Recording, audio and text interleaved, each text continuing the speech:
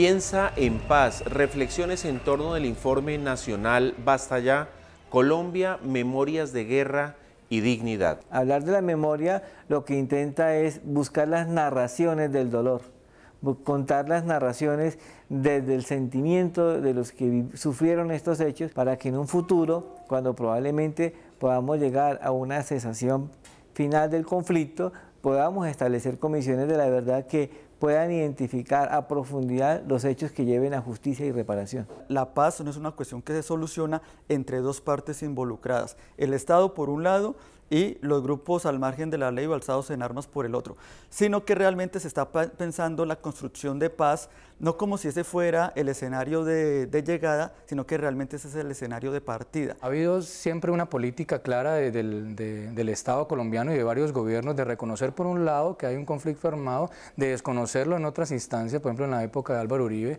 recordemos que él no reconocía que había conflicto armado interno y su política de seguridad democrática así lo aseguraba. Él decía que había una amenaza terrorista y no conflicto armado, y ahora Santos vuelve y reconoce que efectivamente existe un conflicto armado interno. En los diversos intentos que ha habido de parte del Estado por hacer reparación, siempre se quedan en la parte de la reparación material.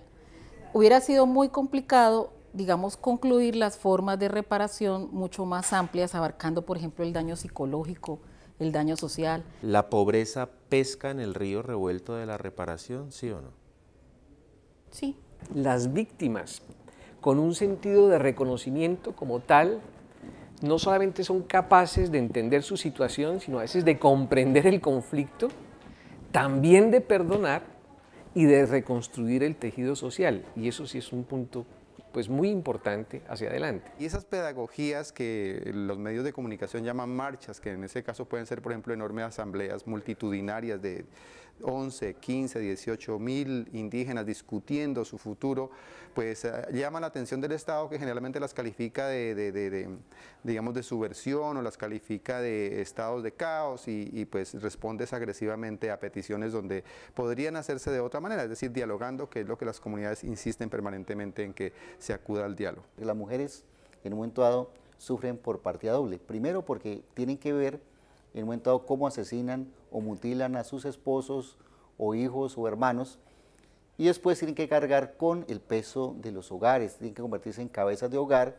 y claro, y todo el impacto emocional y psicológico que esas acciones les genera en su vida cotidiana, familiar y social. Los medios lo que han hecho es replicar una suerte de catálogo de respuestas, una serie de repertorios de respuestas de las fuentes oficiales que siempre consultan. Yo replantearía los valores noticia con los cuales los periodistas suelen elevar al estatus de noticia los hechos del conflicto armado, porque bajo esa lógica no se puede cubrir un conflicto armado tan complejo. Es tan complejo que necesariamente hay que focalizar diferentes aspectos para poder vivir realmente una paz más duradera y más estable en nuestro país. Una de las características de este informe Basta Ya, me parece, es que las víctimas de este conflicto no son víctimas, no son combatientes, no son militares. Exclusivamente. Exclusivamente, el 81.5% son civiles. Entonces, a mí me parece que es importante cuantificar las víctimas para caracterizar de qué conflicto estamos hablando. La distancia entre los ricos y pobres cada vez es mayor. A nivel mundial eso se mide como el índice de Gini.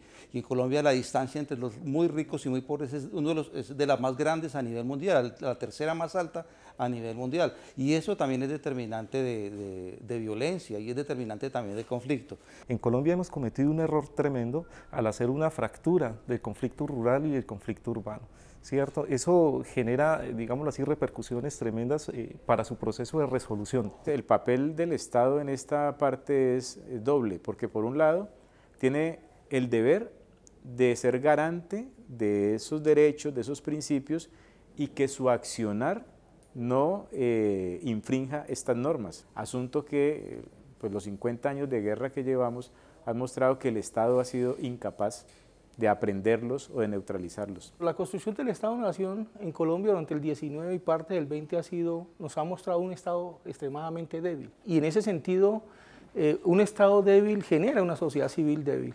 Lo importante es que, y eso hay que tenerlo muy en cuenta para el análisis histórico, la memoria de las personas no siempre es la realidad, ¿cierto? Y hay una distancia entre los hechos tal y cual como sucedieron y lo que queda en las memorias.